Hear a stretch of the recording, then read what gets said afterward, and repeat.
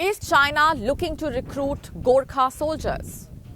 You know, soldiers from Nepal. Is China looking to recruit them?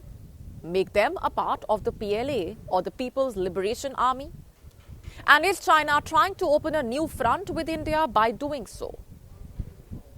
Reports say China is trying to walk down this path. It is exploring options, and that Beijing may reach out to the government of Nepal, the communist government of Nepal, to allow Nepalese youth into the PLA.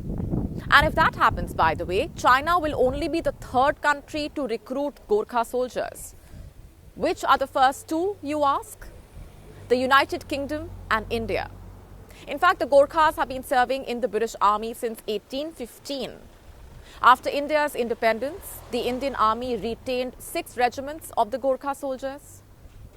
And today, there are 7 Gorkha regiments in India with around 40,000 soldiers. And of them, 10,000 soldiers are estimated to be of Nepalese origin. The PLA has been trying to recruit Gorkha soldiers for a while now. After the 1962 war with India, the PLA reached out to Nepal to recruit Gorkha soldiers. Kathmandu refused. But will it agree this time? You should not be surprised if Kathmandu says yes, and I'll tell you why I say that. Number one, because of the existing tensions with the Indian Army. Number two, the unhappiness with the pay being offered by the British Army. And number three, the current political situation in Nepal. Let's just go through these points one by one. We're starting with what's happening in the Indian Army vis-a-vis the Gorkha soldiers. In June 2022, India approved the Agnipath scheme. It changed the recruitment process for the Indian Armed Forces by paving the way for recruiting talent at a young age and retiring 3/4 of the batch every 4 years. But the new scheme has no provision for a pension, and this did not sit well with the youth in Nepal. Why is that? Because so far, the Indian Army was a lucrative career option for the Nepalese youth. The Indian Army paid them 2.5 times of what the Nepalese Army pays. There was pension on top of that, also job security, and the option to settle in India. There are some 126,000 Gorkha pensioners of the Indian Army in Nepal, and they bring to Nepal around $620 million in remuneration, which is 3% of Nepal's GDP and more than Nepal's defense budget. But the Nepalese youth who will be joining the Indian Army now will not have these perks like their Indian counterpart. They too will not be offered a pension. And Nepal is unhappy. Months after the Agnipath scheme was announced, Nepal's then Defence Minister and Deputy Prime Minister Bhim Raval told the Nepalese Parliament that the scheme violated the tripartite treaty. Which one, you ask? The Memorandum of Agreement on Recruitment of Gorkha Troops.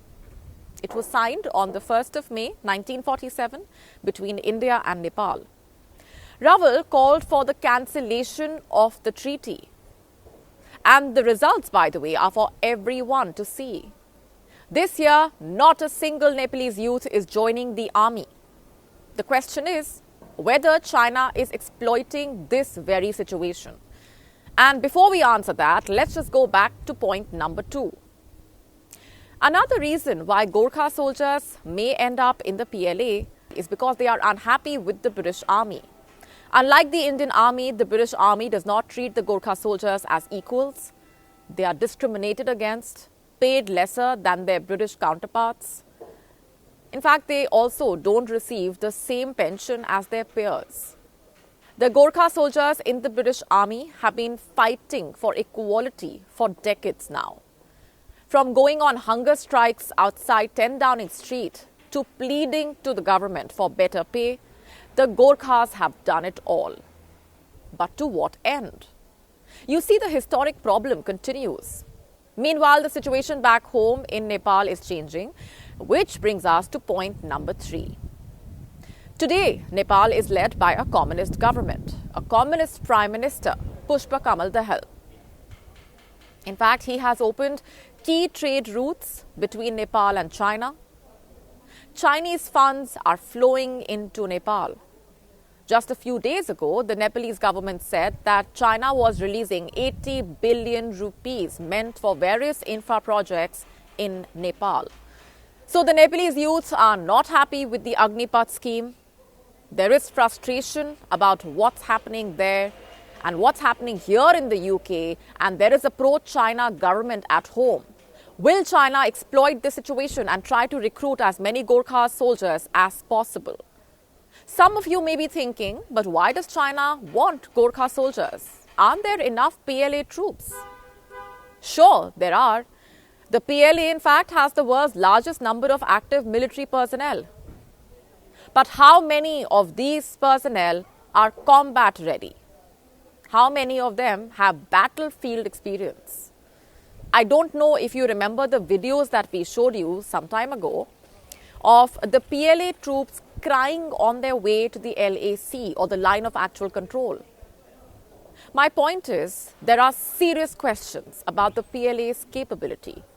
The Gorkha soldiers, on the other hand, had proven their mettle, and they have fought wars for India, be it the 1947 to 48 war, 1965 or 1971. And like we told you, they've also fought for India against China in 1962.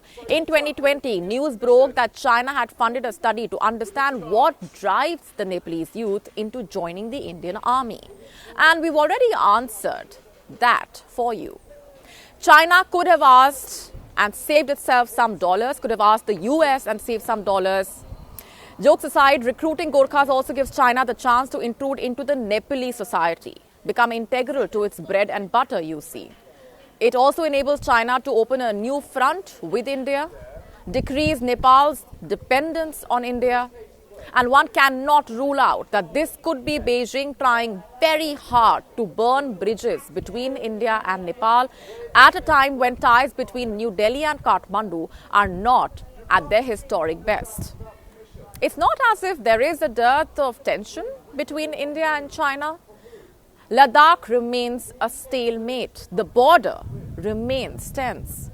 And now you have this issue. The talk of China trying to recruit Gorkhas, and this is likely to add to the sense of uneasiness as the Chinese foreign minister visits India to attend the SCO foreign ministers meeting. WION now available in your country. Download the app now. Get all the updates on the move.